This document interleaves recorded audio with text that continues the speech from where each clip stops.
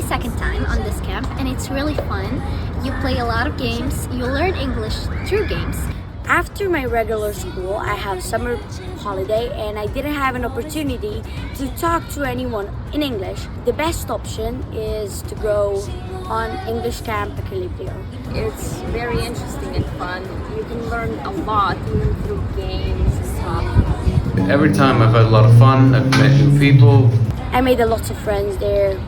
You can do a lot of fun activities here. I met new teachers. Yeah, we've been having fun each day. All time you speak in English. And the teachers are always great. I learned so much English that I could go on Cambridge exams. If you want to learn English, make some new friends and just have fun. If you want to learn English, I recommend you to come here. Equilibrio, kam je baš po mojoj volji.